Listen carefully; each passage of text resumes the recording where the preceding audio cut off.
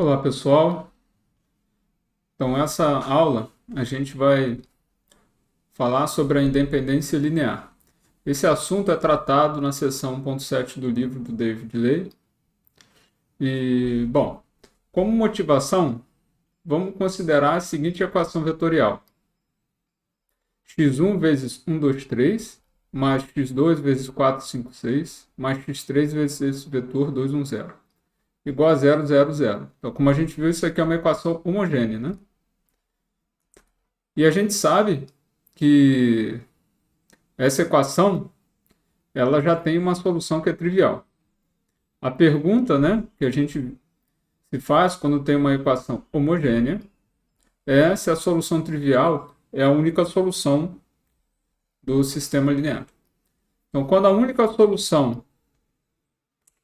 de estrela é a solução trivial, o que acontece é que os vetores 1, 2, 3, 4, 5, 6 e 2, 1, 0, que estão ali na combinação linear do lado esquerdo, eles têm uma propriedade importante. E essa propriedade importante, a gente diz que eles são linearmente independentes. Tá?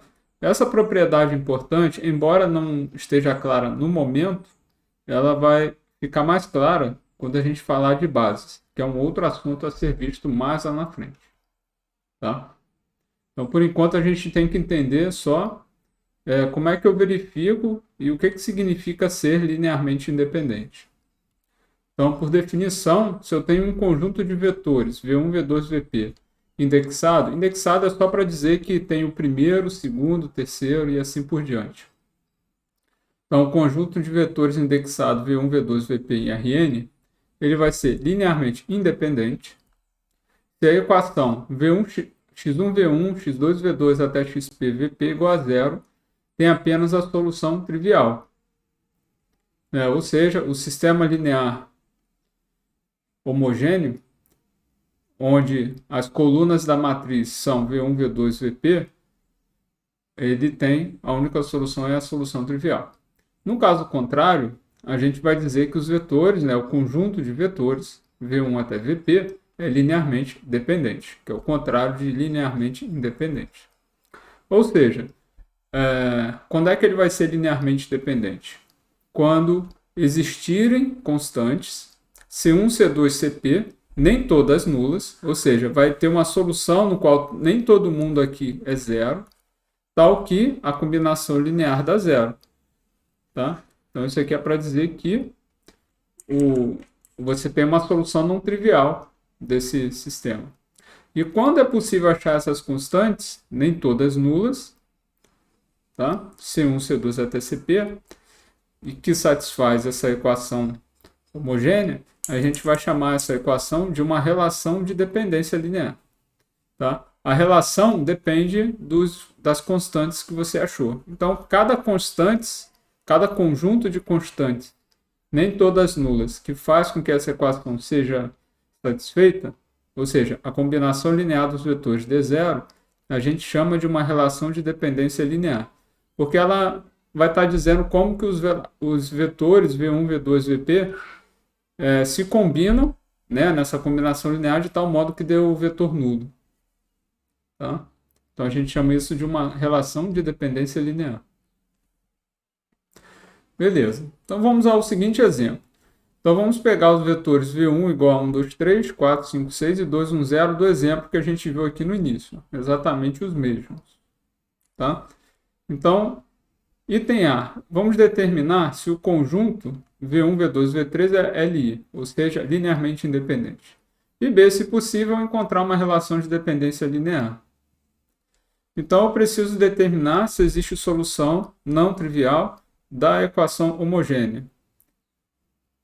Essa equação vetorial homogênea. x1, 1, 2, 3, mais x2, 4, 5, 6, x3, 2, 1, 0.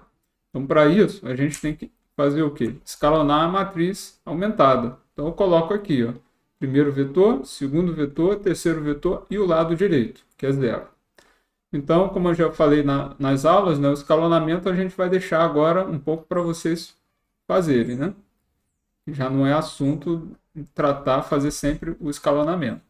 Então, tendo feito o escalonamento, a gente vai chegar nessa matriz equivalente. Por isso que a gente bota esse tio aqui, que é a anotação que a gente viu.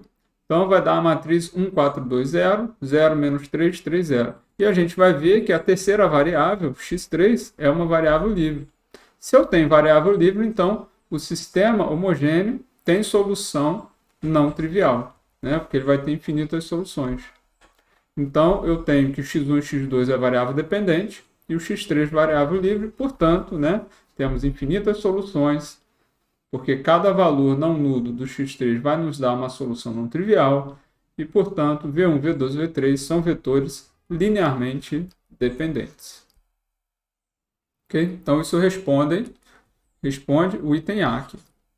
Então, vamos agora ver uma relação de dependência linear. Então, achar uma relação de dependência linear vai ser fazer o seguinte. Uma vez que eu sei que é linearmente dependente, então existe alguma relação de dependência linear. Então, eu preciso achar simplesmente uma solução.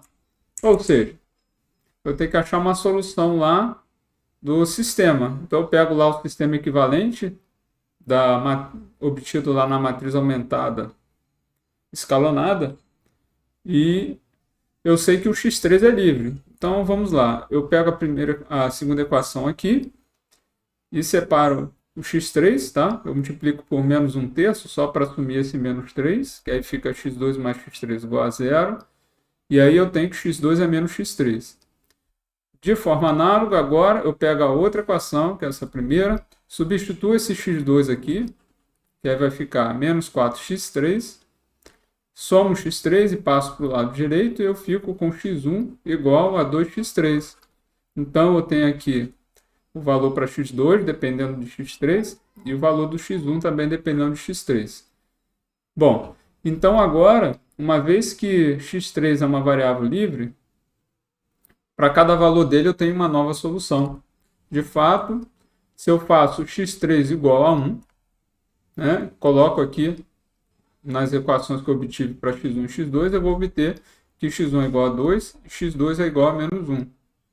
Então, com isso, eu obtenho o seguinte. Eu só substituo lá x1, x2, x3 lá na equação inicial. E eu sei, portanto, que 2v1 menos v2 mais v3 vai dar 0. Tá?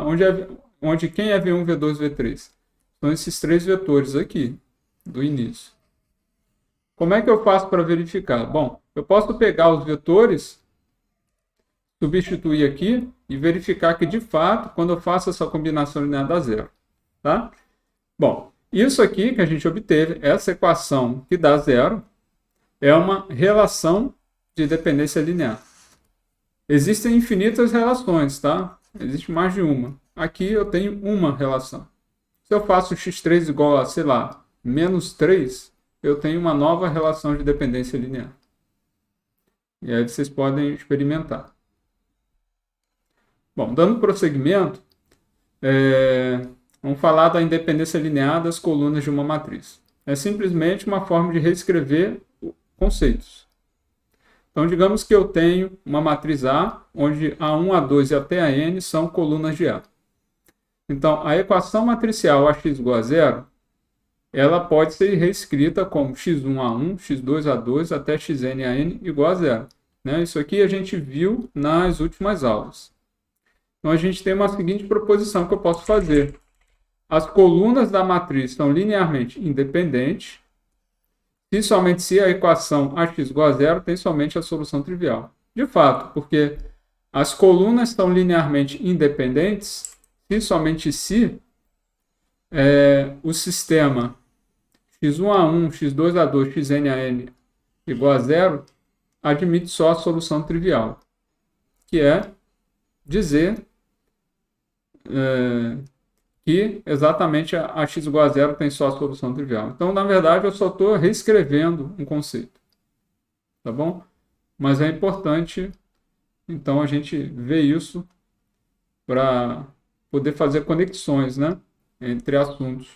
Então, as colunas da matriz são linearmente independentes e somente se a equação AX igual a 0 tem somente a solução trivial. Beleza? Então, vamos fazer um exemplo relacionado a isso. Então, vamos ver se as colunas da matriz são LI. Então, o que eu tenho que fazer? Eu vou precisar ver se a x igual a zero tem só a solução trivial.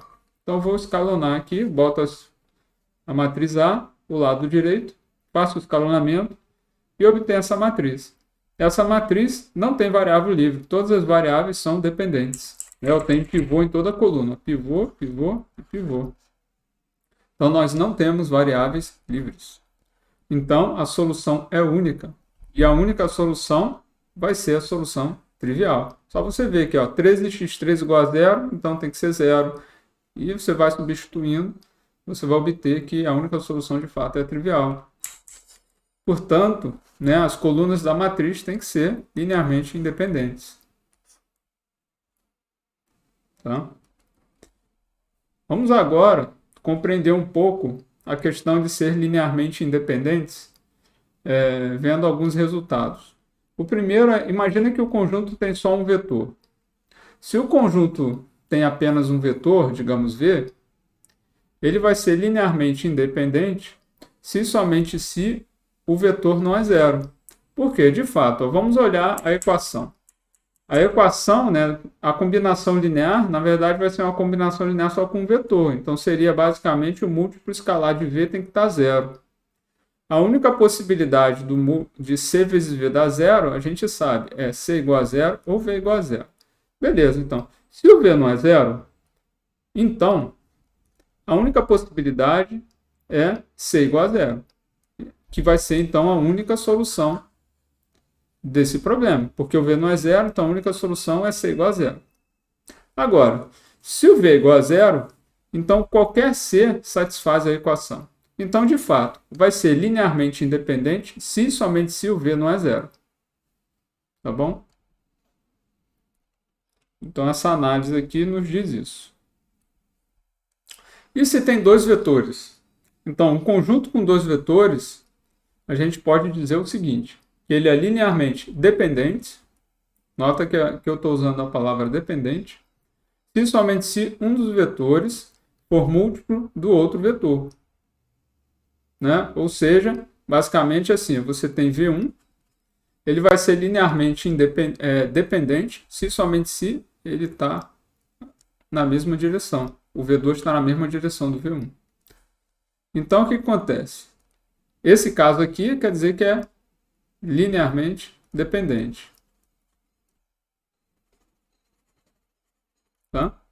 E como é uma equivalência, significa então que se um não é múltiplo escalar do outro, então tem que ser linearmente independente. Ou seja, se você tem V1 nessa direção e o V2 não é na mesma direção, ou seja, não é múltiplo escalar do V1, isso quer dizer que tem que ser linearmente independente. Então, se um não é múltiplo escalar do outro, tem que ser linearmente independente.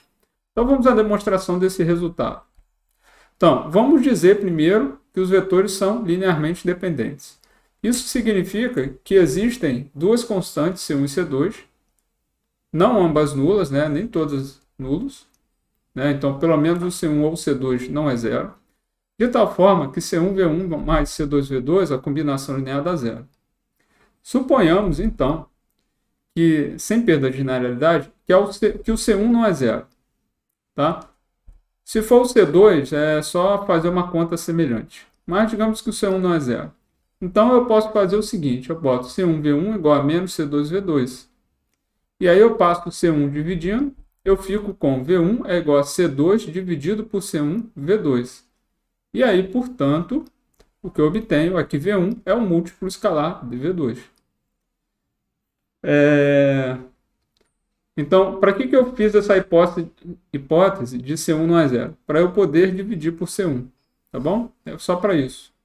Se for o contrário, ou seja, C2 não é zero, porque um dos dois tem que ser diferente de zero. Então, se o C2 não é zero, aí você pode fazer V2 é igual a C1 sobre C2 de V1. Faz um guardado. Então, a gente demonstra aí a ida, digamos assim. Ou seja, se é linearmente dependente, um dos vetores é múltiplo do outro. Agora, vamos supor que, digamos, V1 é múltiplo de V2, né? Porque um é múltiplo do outro, então pode ser o V1. para algum D. Esse D pode até ser zero, não tem problema, é só algum D. Então, V1 menos D, V2 é igual a zero, e, portanto, V1, V2 é linearmente dependente. Por quê? Porque o coeficiente do V1 é 1 e não é 0. Então, você tem uma combinação linear no qual aqui você tem um coeficiente. Nem todos os coeficientes são nulos. Tá? Então, esse aí é mais rápido ainda. Beleza? Vamos a mais um exemplo aí para isso. Então, vamos determinar se os vetores são linearmente independentes. Então, digamos que eu tenho V1 é igual a 3,1, V2 é igual a C2, fez 2. Então, a gente pode observar que V2 é igual a 2 vezes V1, por inspeção. De fato, ó, 2 vezes 3 dá 6, e 2 vezes 1 dá 2. Então, o conjunto de V1 e V2, né, com esses dois vetores, é linearmente dependente, porque um é múltiplo escalar do outro. Agora, se eu tenho agora o V1 como sendo 3,2 e V2 igual ao vetor 6,2, V1 e V2 agora não são múltiplo escalar um do outro. Porque se fosse, ou seja, se V1 fosse CV2, você teria que ter 3 igual a 6C e 2 igual a 2C. Ou seja, você teria que ter C igual a meio e teria que ter C igual a 1, né, para satisfazer as duas equações. O que é impossível, né? O C só pode assumir um valor. Então, de fato, V1 e V2 é linearmente independente, porque V1 e V2 não são múltiplos um do outro. E se eu tenho dois ou mais vetores, como é que fica a história? Então, isso aqui generaliza o que a gente viu antes. Então, um conjunto indexado com, sei lá, N vetores, V1, V2 até Vn, com dois ou mais vetores, vai ser linearmente dependente se somente se pelo menos um dos vetores viesse a combinação linear dos demais. Isso aqui já generaliza o caso anterior, né? Ele engloba esse caso. E normalmente a gente traduz isso daí, a gente reescreve de forma equivalente esse pedaço como o seguinte, que se o S for o S é um conjunto linearmente dependente, né, e V1 não é zero, quando algum VJ, um J maior que 1, é a combinação linear dos vetores anteriores, que seriam V1, V2, VJ menos 1. Ou seja, é como se fosse o VJ é igual a, por exemplo, C1, V1, mais C2, V2, mais CJ menos 1, VJ menos 1. É outra forma também equivalente de escrever esse pedaço aqui do teorema. Tá? Essa forma facilita para algumas demonstrações, só isso. Então vamos a um exemplo de aplicação do teorema. Digamos que eu tenho U como sendo o vetor 310 e V é o vetor 160. Vamos descrever o conjunto gerado por U e V e explicar por que um vetor W que pertence ao espaço gerado, né, o subconjunto gerado por U e V, se somente se o VW é linearmente dependente. Então eu tenho duas coisas a fazer. Então vamos descrever primeiro o conjunto que é gerado por U e V.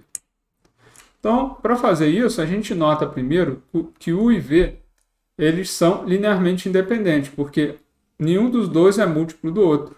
Novamente, basicamente é só fazer U igual a CV e observar que para isso acontecer, eu tenho que ter C igual a 3 e C igual a 1/6, que é impossível. Então, U e V gera um plano em R3. Por quê? Porque é linearmente independente. Então, no final da história, eles têm que gerar um plano em R3. Né? Você tem dois vetores que um não é múltiplo do outro, você vai gerar um plano lá no R3 passando pela origem. Ok? Então, realmente, esse plano vai ser o plano de equação x3 igual a zero, que é o plano que contém os eixos x1 e x2. Tá? Seria aqui isso aqui. Por quê? Porque V1, olha, o U é o vetor 310. Essa componente é zero. E esse cara é o vetor 160, no qual a componente x3 também é zero. Então, de fato, o U e V, eu botei aqui V1 e V2, mas é U e V, vou botar aqui assim. U e V são dois vetores que estão nesse plano, onde que a terceira coordenada, x3, é igual a zero. Então, esse plano aí que eles geram. Agora, vamos fazer o seguinte. Vamos verificar que, de fato, o vetor W, um vetor W pertence ao espaço, né, ao conjunto gerado por U e V, se somente se o VW é linearmente dependente. Então, vejamos. Se W pertence ao conjunto gerado por U e V, isto é, W é a combinação linear de U e V, então, naturalmente, o VW é linearmente dependente. Por quê? Porque você está dizendo que W é igual a C1, V1, C1U mais C2V. Ou seja, C1U mais C2V mais W é igual a zero.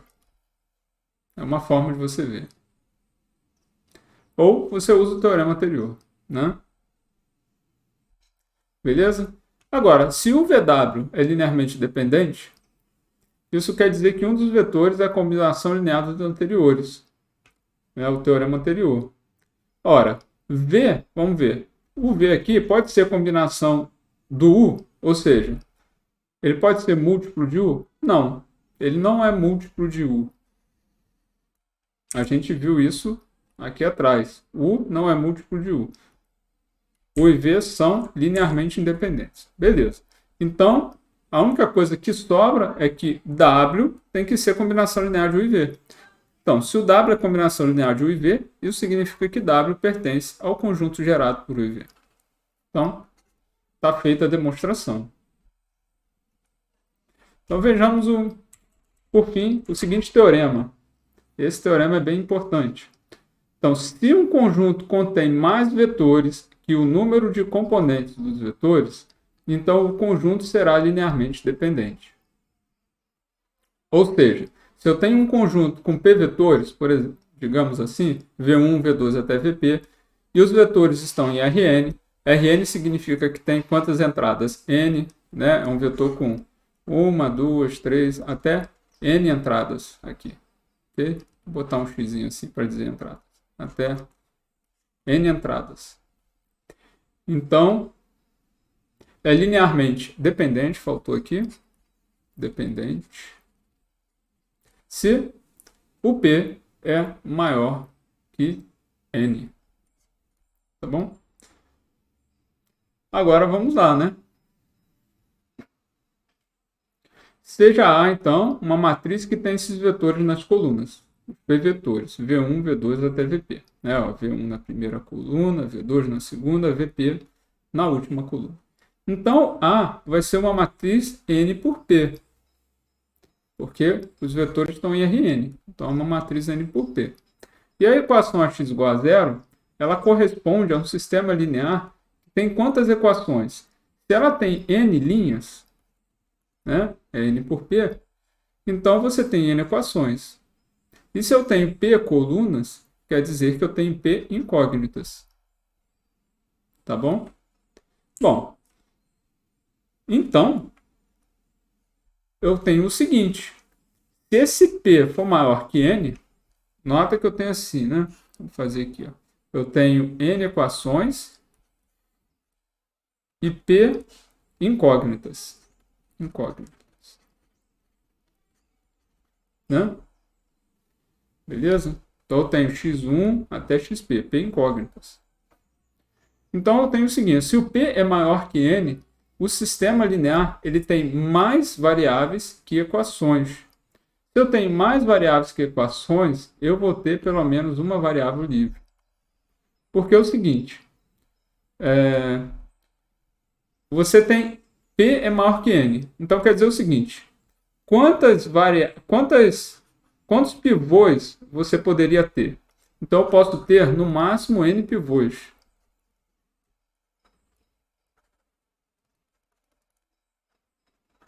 N pivôs, que são a quantidade de linhas, porque o N é menor que P, né? O P é maior que N. Então, eu posso ter, no máximo, N pivôs.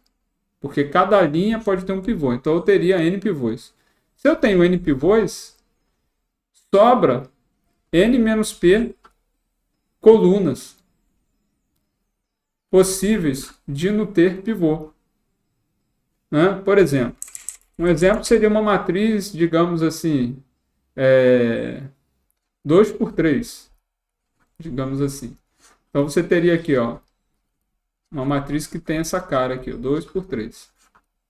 Então veja, quantos pivôs eu posso ter no máximo? Posso ter no máximo 2, porque eu tenho duas linhas.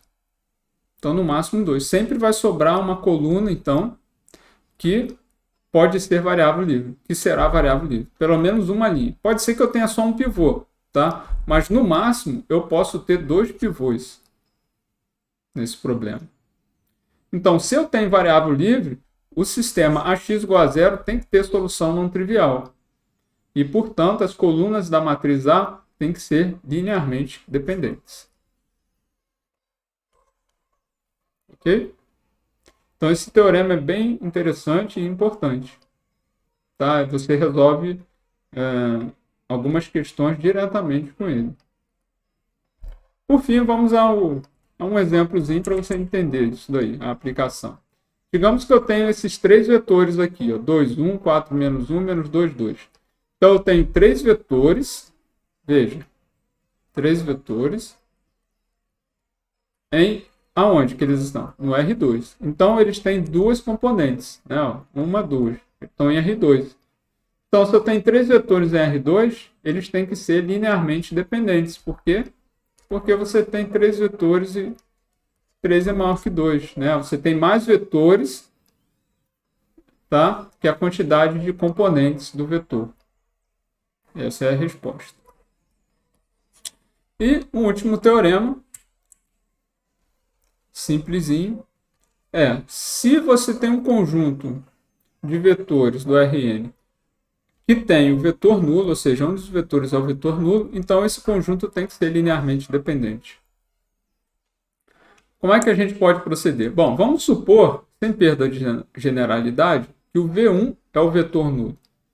Se não, basta você reorganizar os vetores, né? Reordena eles de tal forma que o primeiro é o vetor nulo. Então você vai ter o seguinte, que 1 vezes V1 mais 0 V2 mais 0 VP dá 0, né? Porque nesse pedaço aqui dá 0. Certo? 0 V2, 0 VP. E 1 vezes o vetor nulo também tem que dar 0, né? Esse V1 é 0, então 1 vezes o vetor V1 tem que dar 0. Então, a soma, né, dos vetores nulos dá o vetor nulo. Portanto, você tem aqui uma combinação linear em que os vetores nem todos são 0. Ó, a combinação linear de vetores com coeficientes onde nem todos são 0. Esse aqui são 0, né? 0, 0, 0. Mas aqui é 1. Então, V1, V2 até VP é linearmente dependente. Ok? Bom, então isso conclui, tá, essa aula. E a gente tira dúvidas na aula durante a semana. Até logo.